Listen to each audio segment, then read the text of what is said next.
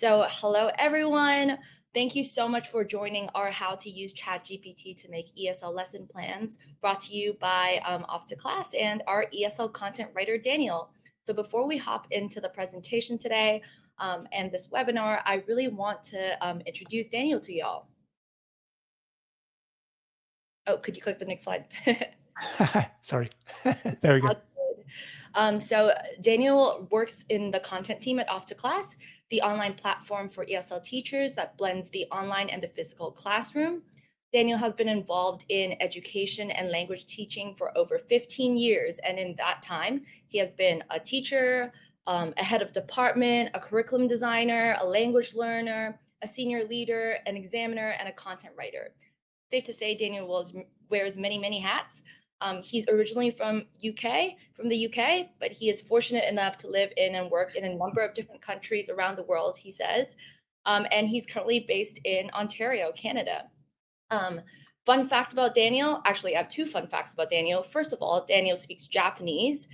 So he definitely has learned Japanese as a second language. And second fact about Daniel is that he recently ran a marathon for the first time. All right, that's it for now for me. Handing it over to you, Daniel. Okay, Christine, thank you very much indeed, and thank you for that very, very charitable introduction.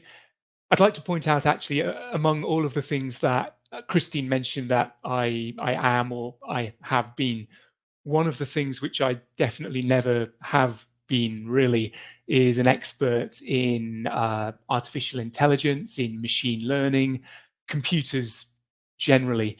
I know that ChatGPT, AI, and these types of things that we're going to be talking about today, for some people can feel intimidating. They can feel like something that requires quite a lot of specialist training to be able to use. But I think that I stand as an example of someone who, over the past few months, I suppose since February perhaps of this year, that was the first time that I started experimenting with ChatGPT and other pieces of AI technology, other tools. And in a relatively short amount of time, I've been able to get to the point where I'm very confident, very happy using those tools. And I hope that this session today will be the first step for some of you in getting to that stage as well. And for those of you who have more experience using ChatGPT and other AI tools already, I hope that this session will give you some more ideas or other ways that you can use those tools to help you prepare for your lessons and to make sure that your students are getting as much from those lessons as possible. So anyway, that's a little bit about me and where I'm coming from. A little bit of an overview for what this session is going to cover. I should mention, of course, that ChatGPT and AI more broadly, these are very broad subjects, which you can spend months or even years studying in a great amount of detail. Obviously, our session today is not going to be able to cover everything related to ChatGPT and to do with AI, but instead we're going to focus on four main things. First of all, I'm going to spend a few moments saying what ChatGPT is and giving a little bit of background information. I'm not going to go into too much detail on the technical aspect because, first of all, that's really not my forte. And secondly, we don't really need to know that much in order to be able to use it well. Once I've gone over that, I'm then going to move on and talk a little bit about some principles or concepts we can keep in mind when we're using ChatGPT so that we can use it as effectively as possible. Once I've done that, I'm going to walk through some examples using recent things that I've had to use ChatGPT for in the course of doing my work here with Off to Class. And finally, we'll finish with some questions and answers. As I'm going throughout this session today, if you have questions or things which come to mind, do feel free to pop them into the chat box, but I'll probably save those until the end and tackle them all together. I should say one other thing before we get started, that I'm going to be talking a lot about ChatGPT today. However, a lot of the things I'm mentioning apply to AI tools in general. So although ChatGPT will be the example that we're using, yeah, those ideas, those concepts, you will be able to take and apply to pretty much any language-based AI tool which is available. And I'm sure in the coming months and years, there will be even more of these tools available. So yeah, hopefully what we're talking about will have a lot of applications moving forward. Okay then, so to that first question, what is ChatGPT? Well, people often ask what the GPT stands for, so I'll give you the straightforward answer that GPT stands for Generative Pre-trained, I should say, Transformer. What does that actually mean, though? Well, basically, it's a language model. It's software that can mimic, very well, in fact, human language, human interactions. And it, at a very basic level, it responds to a prompt language input that you give it, in the case of ChatGPT, which you type using your keyboard, and then it interprets it, it processes the language that you give it, and it responds in a natural human-like way.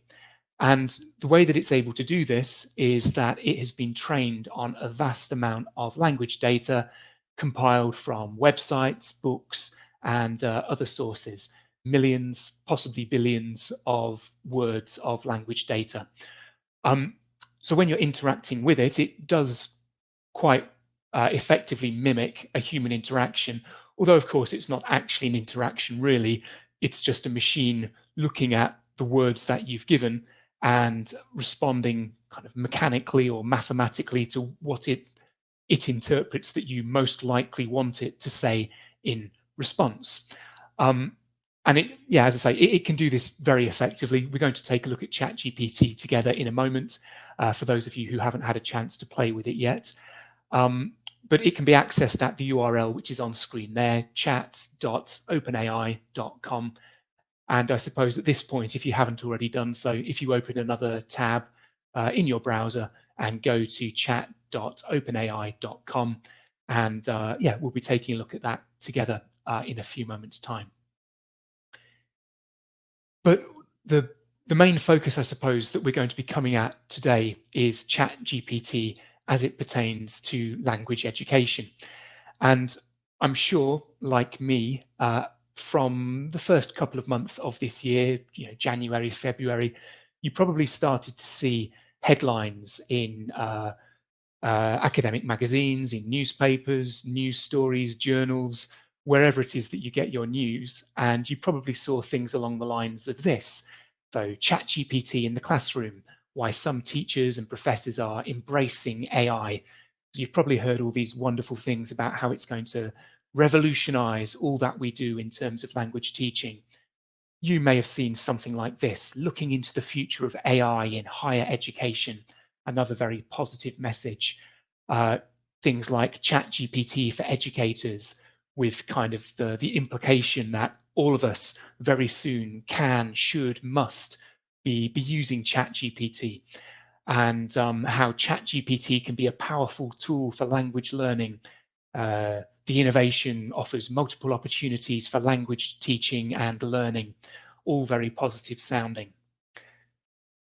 Alternatively, you may have seen stories similar to this one, talking about the 8 big problems with OpenAI's ChatGPT. For example, in New York City, schools blocked ChatGPT, fearing a negative impact on learning. You may have seen something like this, how ChatGPT robs students of motivation to write for themselves, to think for themselves, basically preventing creativity. Okay, so whether or not you're tackling this from a positive viewpoint, a negative viewpoint, or perhaps somewhere in the middle, it seems to be the case that it is assumed that ChatGPT is going to have a very transformative effect on language teaching and language learning. So I suppose at this point then, I'd like to ask you, as people working, I assume, in language education, what do you think overall? Do you anticipate that ChatGPT is going to have a positive effect? Do you anticipate it's going to have a more negative effect, or are you not sure? So in the chat box, can you say something to the effect of positive, negative, or not sure? And let's see what we think. Let's see, positive, positive, positive. Oh, good. We're all very positive so far. A couple of not sures. We've got a depends in there, a bit of both, a not sure and negative. Another positive, greatly positive. Good. I like the sound of that. A bit of both. Okay. I mean, I think ultimately it really depends on the perspective you have, what it is you hope to be doing with it, uh, the students that you're dealing with, perhaps how supported you are in your teaching or learning context. So yeah, it really is a very broad subject, and there isn't really a definite answer.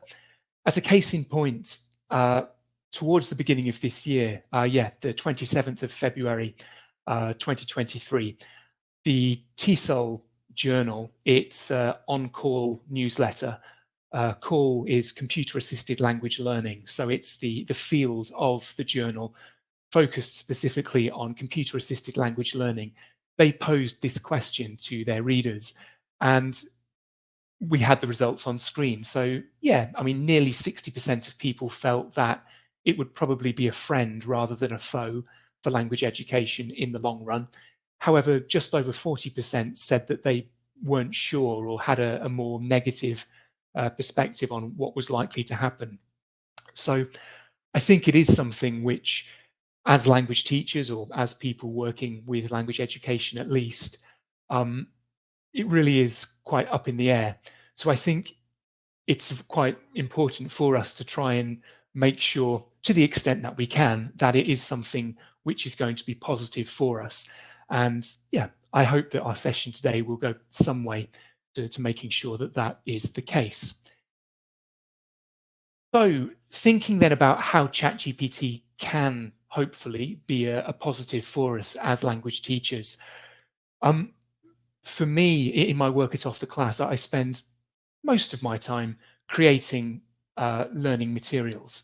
And I have found over the previous few months of experimenting and using ChatGPT that basically it can serve as your digital assistant. Um, those of us who have been teachers at one time or another, you may well have had uh, an assistant of some kind who you might ask to photocopy things for you or to print things for you. And to some extent, it can function in a similar role. So what can ChatGPT do for you? Well, the short answer is with enough guidance, pretty much anything. But specifically, what can it do?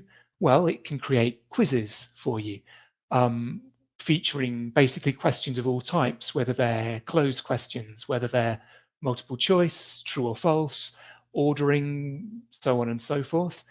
It can generate example sentences for you to exemplify particular types of language. It can create writing prompts or speaking prompts for that matter, if you wanted to create an activity for your students to work through.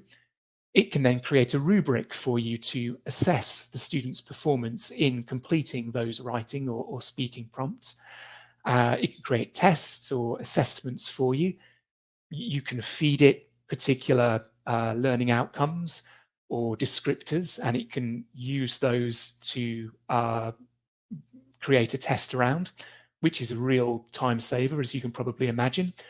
More generally, classroom tasks, classroom activities, and as I've put at the bottom, almost anything else. I'm not going to have time today to go through all of these in detail, but I hope that the principles, which I'm going to talk about in a minute, will make it fairly clear to you how these things can all be created if we adhere to a series of, relatively simple steps. Okay, so at this point then, if you haven't already done so, please open up that tab in your browser with chat.openai.com. And I imagine some of us, most of us perhaps, already have a ChatGPT account. If you do, fantastic, please log in. If you don't, you can press the sign up button and you can make one fairly quickly. You can create a free account or a paid account For the purposes of everything we're doing today, a free account is all you need. Of course, if you realize over time that ChatGPT is something which you're using a lot, sure, signing up for a paid account may be beneficial. If you're wondering what the differences are, it works a bit quicker. You have a few more options and settings that you can use. But as I mentioned, for today's session, if you don't have an account, just make a free account and that will be plenty. Once you've made your account and once you've logged into it, you should have a screen that looks a little bit like this one. And at this point, I'm going to share my account over here. If you have a free account, you may find that there are some superficial differences between the screen I'm showing you now and what your screen looks like. But at a basic level, it's going to be the same. So what do we have on screen if you haven't used ChatGPT before? Well, down at the bottom of the screen here where it says send a message, this is where you type in your prompt or your input for ChatGPT.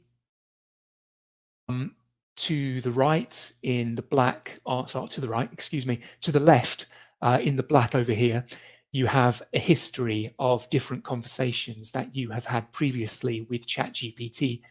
So if you want to go back and have a look at something that you've spoken to it, so to speak, previously, you can have a look. So I can have a look over here and see some of the things that I was doing with it earlier today, in fact. And then if you press new chat in the top left corner, again, you get a new chat. So at this point, if you press new chat and get yourself a blank chat screen, as I mentioned, this is a paid account I'm using, so I have the choice here between GPT 3.5 and GPT 4. I believe if you have a free account, you won't have that choice. But nonetheless, I'm going to be using 3.5, which is the one that a free account has. Okay, so what can we do with ChatGPT then? Well, essentially, you can give it a message, a question, a prompt, and it will respond to that in a manner that based on its algorithms, is likely an appropriate response. So let's see, what's something I might want to know? What's something I don't know? Well, I don't know very much about American football, for example, so I might ask it if I wanted to know who won the Super Bowl in, I don't know, pick a year, 1978. And if I press enter or I press the send message button, it will then come up with a response. And what does it say? Well, it says the Super Bowl in 1978, which was Super Bowl 12, was won by the Dallas Cowboys. Okay, good. I didn't know that. And it then gives some further information. So apparently they defeated the Denver Broncos 27-10 on January 15th. And this game was played at the Louisiana Superdome. Okay, very good. So you can ask it a general knowledge trivia type question, and it will answer that for you based on all the language data it has available. Let's see, if I wanted to know something else, who won the Super Bowl in 2022? Let's find out. Okay, so we've stumbled upon one of the limitations with this version, at least, of ChatGPT. So ChatGPT replies to us, I'm sorry, I don't have information on events that occurred after my knowledge cutoff date in September 2021. So this is something we need to keep in mind as we're using ChatGPT, that with this version of it, at least, it only has data knowledge up to, well, nearly 2 years ago now. So if you want anything up to date, it's not going to have that information available. But, you know, historical things, it will be able to give you a reasonable response to. Okay, and then maybe rather than just trivia, maybe I want to ask it something a little bit more detailed. So we're all involved with language teaching, language education. So perhaps I want to ask it something like, what issues might English language learners have when they join mainstream classes? Perhaps that's something I'm concerned about. Maybe I'm teaching social studies, let's say, and I have a lot of English language learners who are going to be joining my class next week. Well, ChatGPT can quite quickly churn out quite a detailed and quite an accurate, actually, response. So I'm not going to read through all of this, but it says some of the issues might be language barriers, might be academic vocabulary, cultural differences, a lack of reading or writing skills, speaking and listening as well, social isolation, different educational systems, so on and so forth. And the nice thing with ChatGPT is instead of just asking it isolated questions, you can also continue with a dialogue of sorts. So perhaps I don't know very much about social isolation. Well, perhaps I could say to it, tell me more about the issues related to social isolation. And perhaps I want it to do a little bit more than that. So suggest possible solutions. Okay, so again, it's going to give us quite a long answer. I won't read through all of it in detail. This is just obviously as an example, but it suggested that some of the issues related to social isolation might be language barrier, cultural differences, lack of confidence, limited peer interactions. And then perhaps the more important thing, the solutions it suggested, I might want to promote peer partnerships. I might want to think about using language buddies, multilingual activities, small group discussions, so on and so forth. So we can have, quite extended conversations. We can ask it to focus in on specific things and we can guide it. And in that way, it can give us responses so we can really focus in on the particular things that we want to find out more about, which is useful.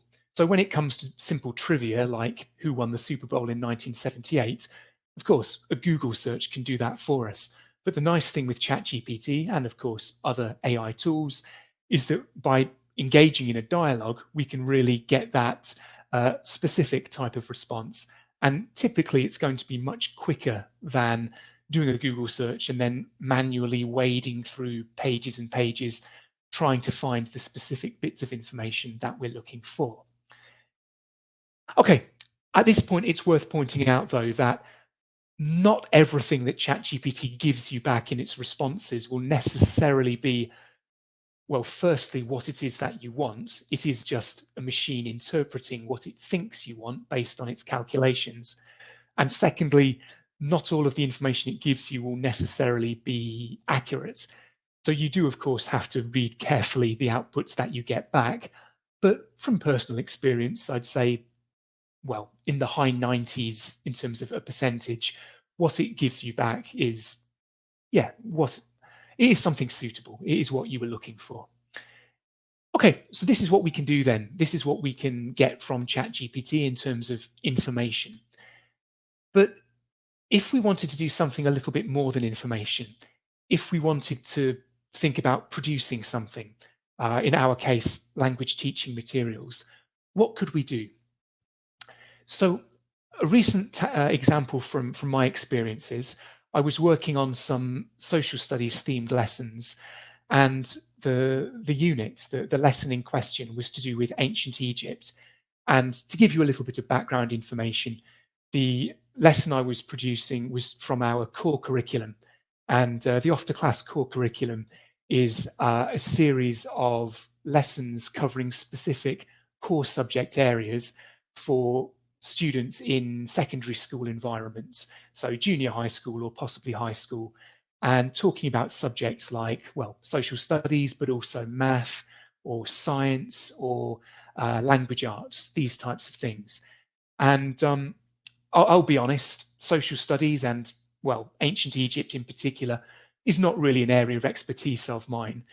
So in the past, when I was going to be producing materials on a subject like this, I'd first have to research the subject. I'd have to perhaps go to Google or a textbook or something, find information about ancient Egypt. And then if I wanted to produce a written text, for example, well, I'd then have to produce something based on the research that I'd done. And while I'm quite capable of doing that, that could be quite a time-consuming process. So instead then, if I were to try and get ChatGPT to help me out with this, um, What could I do? Well, if I jump back to ChatGPT, then I'm going to start a new chat rather than continuing the one about English language learners and the Super Bowl.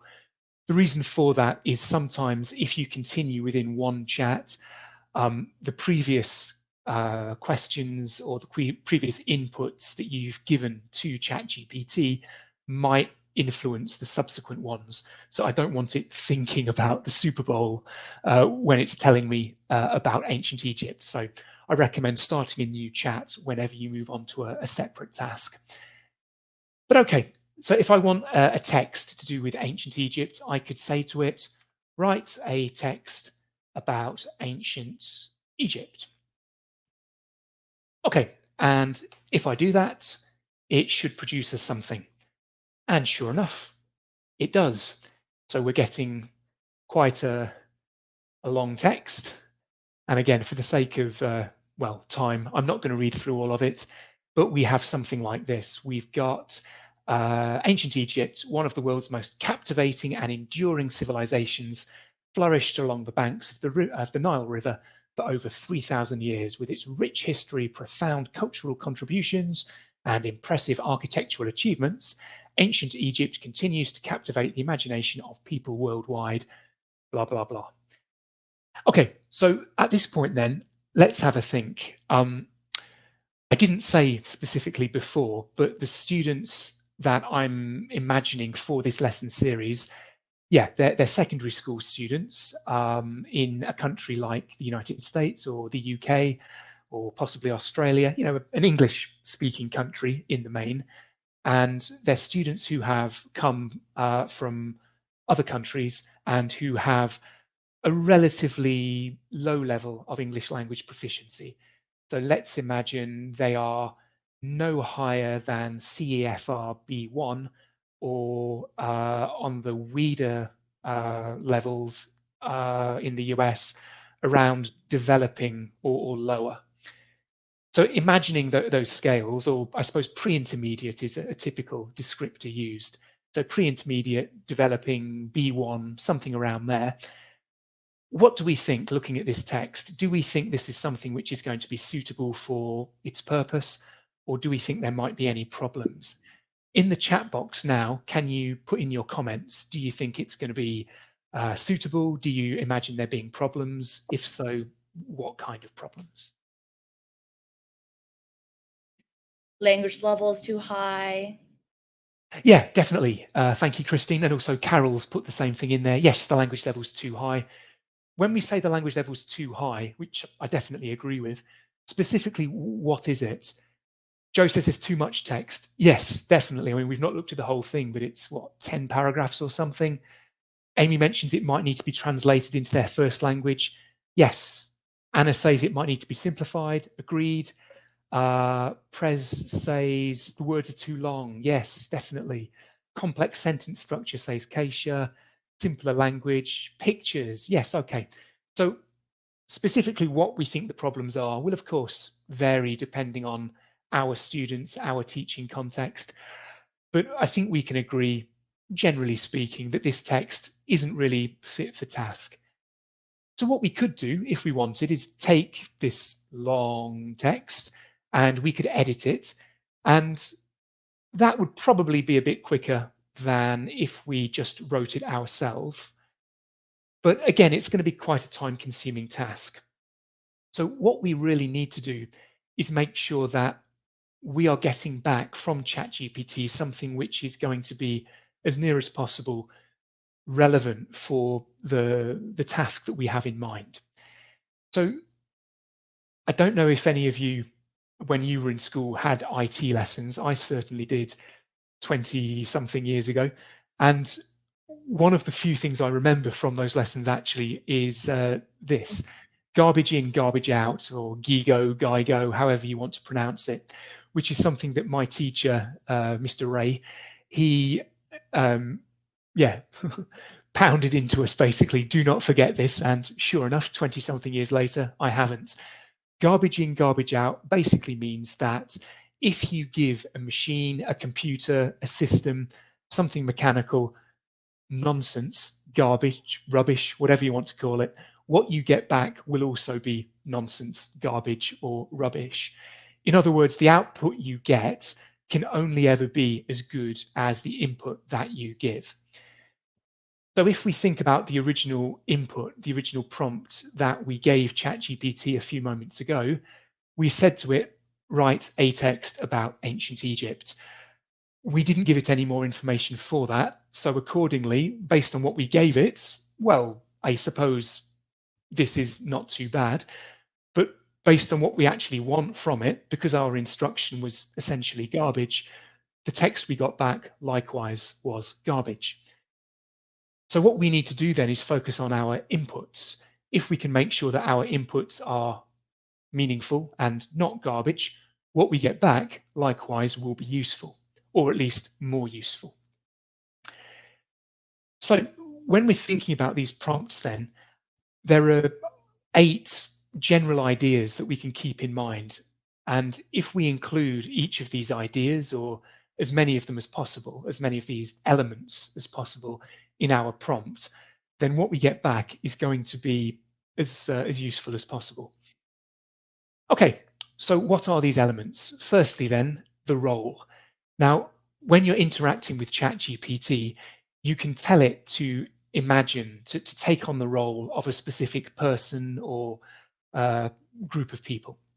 So if you say to it, for example, you are a professor of chemistry, it will interact with you in the manner typical of a professor of chemistry. If you tell it that you are an 8-year-old elementary school student, it will use language typical of an 8-year-old elementary school student. So this is something we need to keep in mind. Secondly, then, we should define specifically what the task is. Now, the prompt we gave it before just said, write a text. So to some extent, we did give it information about the task, but we should be more detailed with this. Specifically, what do we want it to do? How long does the text need to be, for example? The one we got back was very long. It was at least 10 paragraphs. We need to give it specific information along those lines. Similarly, number 3, we need to think about the purpose. If we can give it instructions or at least information about what the output, what the text will be used for, it will be able to tailor that output to our requirements. So if we told it, for example, that it was going to appear in an academic journal, it would tailor the content, the type of language, the style, all of these things to that purpose. However, if we told it that it was going to be for a magazine which is, I don't know, given out for free on airplanes, for example, it would again choose language and so on typical for that purpose. The audience, number 4, of course, is something very important. We need to know who's going to, or it needs to know who's going to be reading the text, the output. Is it going to be read by an educated adult audience? Is it going to be read by young learners? Is it going to be read by people who don't have English as a first language? Is it going to be read by, basically think of that question and put in as much information as you can. Similarly, the style, do we want it to be casual? Do we want it to be academic? Do we want it to be humorous? The more information, the better. We can define the format of the output as well. Do we want this to be in a table? Do we want bullet points? Do we want long continuous prose, paragraphs? Do we want subheadings? All of these things. If we want these things, let it know. If we don't want, for example, bullet points, again, let it know. Number 7, I've put in parentheses, in brackets, because it's not always relevant. But I find that if you give it an example of what you want, you're far more likely to get something back which is what you had in mind. You know, sometimes it's far easier to just show it what you want with the precise formatting and type of language rather than trying to write a description of what you want. And of course, if you can include a description as well as an example, it's all the more likely that you will get back something which is meaningful. However, of course, there are times when it isn't really practical to give an example. So this is something which perhaps can be omitted at times. And then finally, number 8, something which is really very cool and really quite powerful, is you can prompt ChatGPT to ask you questions. So rather than just working on the information that you have given it, it will process what you've given it. It will analyze it to find any gaps based on what it thinks or what its data suggests it needs to know to do the task well. And then it will ask you for that information. So if, for example, you said, write a text about ancient Egypt, and then you said, ask me more questions, it might ask you, well, who's the audience for the task? Or how long should it be? These sorts of things. So again, it's very useful. If you forget something in your original prompt, it will fill in those gaps where possible. Okay, so with these ideas in mind then, let's take a look going back to the ancient Egypt idea. And here's an example of another prompt, how we could make it a bit more meaningful. I've color-coded things so that hopefully we can see what is what. So firstly, in red, the role, perhaps we could say to it, you are a highly capable ESL teacher with many years of experience. What is the task? Well, in orange, you are going to write a reading text for a lesson about ancient Egypt. And the purpose, well, the text will be used to provide reading practice for the students. The text will introduce key facts about ancient Egypt. So we've defined clearly it's for reading practice and it's introducing key facts. In the purple color, the audience, the students are junior high school English learners with no prior knowledge of ancient Egypt. In terms of the style, well, the text must be simple but academic in style. The text must only use language suitable for reader developing proficiency. So at this point earlier, somebody, sorry, I forget who, but somebody mentioned about proficiency levels or descriptors. Here's your chance. If you're using CEFR, you can put whatever, A2 for CEFR. If you're using another scale, you can say IELTS 5.5, whatever it may be, but you can define what it is that you want it to base it around. And also the text must use examples of the past simple, regular and irregular.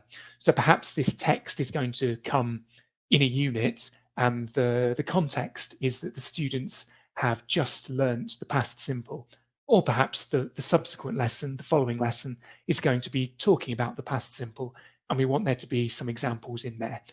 So you can tell it, include particular types of language. In terms of the format, let's see, the text must be around 200 words. Okay, so we don't want those 10, 11, 12 paragraphs. You must give the text an interesting title to generate interest among the students. For example, I didn't include an example because I don't have a text to hand, but if you had a similar text, say about ancient Rome, perhaps, which meets your criteria, you could maybe include this with the prompt to guide ChatGPT a bit more.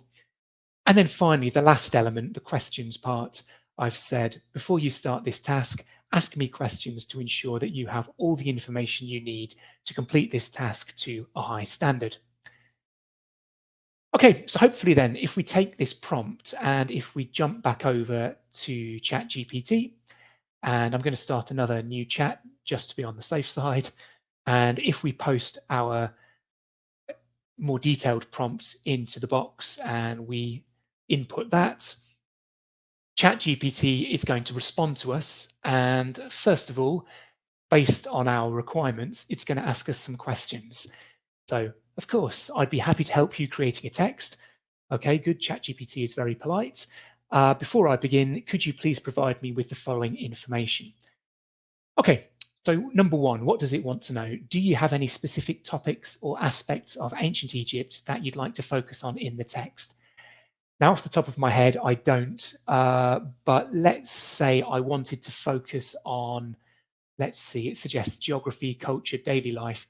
Okay, so let's say focus on the daily lives of average people in ancient Egypt. Okay, so of course, you put in whatever is relevant to your context. Number 2, is there a particular length or word count you're aiming for? You mentioned around 200 words, but I want to make sure I stay within your requirements. Okay, so how strict are we with 200 words? Well, let's say around 200 words is fine, but no more than 300 and no less than, I don't know, 180 or something like that. Of course, you put in whatever's relevant. And then number 3, could you provide me with an idea of the English proficiency level of your students based on the Reader Developing Proficiency? Okay, so it wants more information, and this is a good thing. It may not fully understand all of the different descriptors and benchmarks and so on which are available. So by good fortune, I do actually have some of the Reader descriptors available, so I'm just going to paste those in.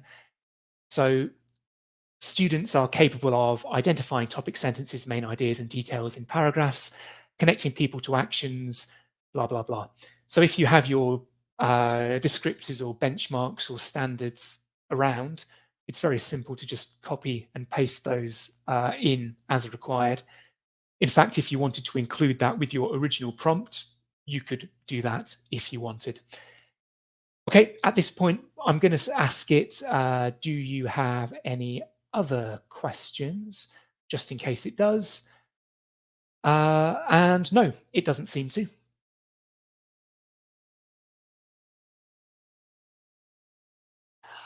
Okay, so what do we have then? So thank you for providing the detailed information. With this in mind, I'll now proceed to create the text, blah, blah, blah. So the title it's come up with is Daily Life in Ancient Egypt. And we've got, in the land of ancient Egypt, everyday life was a fascinating blend of history and culture. The Nile River played a central role, providing water and fertile soil for farming. People lived along the riverbanks and depended on its annual flooding for their crops. Blah, blah, blah. Okay, so at this point, we need to have a think about our students and whether we think this text is going to be suitable for them or not. If we're not happy with it, if we think that it's still too complicated, well, we can go to our box at the bottom and we can say, this language is still too complicated, please simplify it. We can mention specific words. So we could say fascinating, for example, fascinating, fertile, and something else, crops. These words are too complicated, please simplify them, or please paraphrase. And it would do that. For sake of argument, though, I'm going to say that I'm happy with this text. I like the look of it. Okay, so I've got my reading text. Fantastic. But when it comes to teaching a lesson, we don't just need a text, do we? So, of course, at this point, I could take the text and I could then write a lesson around it. I could think of some pre-reading activities. I could think of some comprehension activities or other tasks to do while reading. And then I could think of some post-reading activities or some kind of practice activity, some kind of productive activity, speaking, writing, whatever it may be. But the nice thing, of course, is that I can lean on ChatGPT to help with these things too. So let's imagine then that for this reading text, I wanted to do a vocabulary activity, let's say. So I mentioned some words, things like fascinating, which perhaps might be a challenge for some of the students. So let's see, if I wanted to do a vocabulary activity, I could think of a follow-up prompt. So I might say to it, for example, and these are prompts I wrote earlier, but now select 10 words from the text which are likely to be challenging for reader beginning students. Actually, I think I said developing, didn't I? But anyway, developing, beginning, pick out the level which is relevant. So, okay, now select 10 words. And there we go. So ChatGPT has decided based on it. Sorry? Oh, we're seeing the we're seeing Oh, the sorry. no. Apologies. Yep, perfect. Okay. Sorry, so all I did was I copied and pasted the prompt over. Now select 10 words, and we got back this. Certainly, here are 10 words, and it's picked out fertile, officials, plows, artisans, textiles, blah, blah, blah, based on its language data of which words are typically used at different levels and so on. Okay, so this is good. So it's given me a definition for each word as well, which is great. I didn't ask for a definition, but fantastic. If I wanted the part of speech, let's say, to go with each of these words, I could jump back to my list over here and I could say something like this. Write a definition for each word. The definition must be simple for reader developing students to understand, for example. And then here I've used an example. So I want farmer, parentheses, part of speech, and then the definition. So if we jump back over here and I use this prompt, it should follow that format and give us the part of speech as well. Okay, good. So we've got fertile, adjective, officials, noun, plows, noun, artisans, noun, so on and so forth. So quite simply from this, we could then produce some kind of a matching activity if we wanted, match the word with its definition. We could perhaps do that as a pre-reading activity if we wanted. Of course, you think about your students and decide what's going to be relevant for them, but perhaps I like this. We'll do some kind of vocabulary matching activity before we look at the text. And then what might we do next in our lesson? Well, perhaps I want to do a comprehension activity. So again, it would be useful to use an example. So I might say to ChatGPT, create 10 comprehension questions about the text. The questions must be suitable for reader developing students. The questions must be multiple choice and have 4 options. So at this point, you can choose whether it's a closed question, a true or false question, whatever you want it to be. And again, I've given it an example of the format I want. So along which river did Egyptian civilization develop? The Thames, the Seine, the Nile, or the Mississippi? And I want it to mark after the correct answer. So let's take our prompt. Let's jump back over to our conversation, pop that in there, and hopefully we will get something useful. Okay, so here are our 10 questions. Where did most ancient Egyptians live and work? Mountains, deserts, riverbanks, valleys. What was the main job of farmers? Building temples, weaving, blah, blah, blah. So we've got our 10 questions. We've got our answers marked. Now, of course, as teachers, we need to decide whether these questions are actually relevant. Are they suitable? Are they testing the actual reading skills we want to be tested? If not, well, of course, either we need to change the questions ourselves or we need to make our prompts to ChatGPT more meaningful. We need to say, focus on reading for detail, focus on implied meaning, whatever it may be. But I'm going to assume at this point that these questions are fantastic and I'm happy with those. So we have our pre-reading activity with the vocabulary. We've got a comprehension activity to do as we're reading the article. What might we want to do next? Well, perhaps I want to do some kind of a production activity after the task. So, sorry, after the reading task, I mean. So I might say to ChatGPT, now write 3 discussion questions related to the text. The questions must be engaging and thought-provoking for grade 7 students and link the text to their own lives. So going back to the original 8 elements of an effective prompt, I'm not including all of them. I'm picking out the ones that I think are relevant here. I've defined some criteria. It must be related to the text, must be engaging and thought-provoking for grade 7 students, must be related to their own lives. So let's use that to start with. And let's jump back over here. And if we pop those in there. Okay, so here are some discussion questions. Imagine you are an ancient Egyptian artisan. What kind of objects would you create by hand? Okay, that's interesting perhaps. Number 2, in ancient Egypt, people believed in many gods and goddesses. Compare this belief to your own beliefs or the beliefs of your family. Okay, that might be an interesting one to do. Of course, as teachers, we need to think about whether religion and belief might be a sensitive topic. In some contexts, it would be a really interesting one to address. In some, it might not be. So that's a call we need to make. It's not something we can just rely on the AI for. Number three, the Nile River was essential to the daily life of ancient Egyptians. Think about a natural resource that is important in your own region. How does it impact the lives of the people today? Okay, that's an interesting question. So perhaps I'm going to choose that one, number three. Okay, and finally, maybe I think that my students might need a little bit more support. So perhaps I want an example answer. So I could say to ChatGPT, write a 100-word example response for, well, I've said each of the questions above, and write in the style of a grade 7 student. So perhaps I don't want it to do all of those questions. Perhaps I just want it to focus on that third question. So write a 100-word example response for question 3, write in the style of a grade 7 student. So this is important, isn't it? We want it to be writing in the style of a grade 7 student, the type of language that we would like the students to be replicating or mimicking, perhaps to some extent. Okay, and what do we have?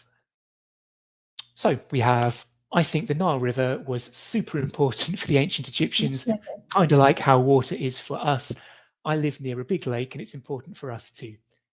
Okay, so at this point, we might put our language teacher's hat on and say, well, super important isn't the type of expression we want to teach, and we don't like kinda, we should say kind of. That's a call for you to make. Of course, you deal with it as you see fit. But this is quite a nice example of how ChatGPT is able to replicate different registers, different types of language as required. Okay, so I hope over the past sort of 20 minutes or so, we've been able to see that fairly easily, we've been able to generate a text, which is fairly suitable for the context we had in mind. We've been able to come up with a pre-reading activity to pre-teach some vocabulary. We've come up with a while reading comprehension activity, and we've then been able to come up with a productive speaking or writing activity at the end for students to respond to the text and the content of it. And we've also got a language prompt, sorry, not a prompt, we've got an example, a template perhaps for students to work from. If we wanted, we could take this example and we could create a prompt from it, or we could ask ChatGPT to turn it into a prompt. So we just have a couple of sentence starters. Of course, it's up to us how we produce it, but I hope we've been able to see that it's relatively easy and fairly intuitive to get quite specialized, quite specific types of teaching material back from ChatGPT. All of which is fantastic. However, at this point, I do want to raise a few words of warning. The first one is, of course, that ChatGPT output is not perfect. It's generally good. It's generally very good, in fact, but you will find that it comes up with some things which are not going to be suitable, either because they're factually incorrect in some cases. It might be because it doesn't fully interpret everything that you've put in your input fully. For example, if you said to it, weed are developing, it might not fully understand that, or it might not have enough language data available to know precisely what that is. So, you know, what you get back may not be perfect for the requirements you give it. It does at times ignore some of the instructions you give. If you give it 10 instructions, it might fully follow 8 of them. Sometimes it follows them all, which is wonderful, but you know, it's based on a probability-based algorithm rather than any absolutes. So what this essentially means is that you have the responsibility, of course, as a teacher, as an educator, to check everything that ChatGPT produces before using it, to really make sure that the content, the tasks, and so on are going to be appropriate for students. as we saw with the example a few moments ago about belief or religion, it may produce things which are just not going to be appropriate for the context in which you're teaching. Which in a way, I suppose, is quite comforting because it means that as wonderful as ChatGPT is and other AI tools are, there is still a huge role, and of course always will be a role, uh, for teachers to make sure that what it comes up with is actually going to be appropriate for using in the classroom. Okay, so at this point then, I think I'm going to wrap things up. Um, I hope that by looking at these ideas for writing effective prompts, you've been able to get something from today's session. If it's all new to you, I hope it's been approachable. It's been something which you feel you're going to be able to take and, if not run with, at least sort of walk forwards with.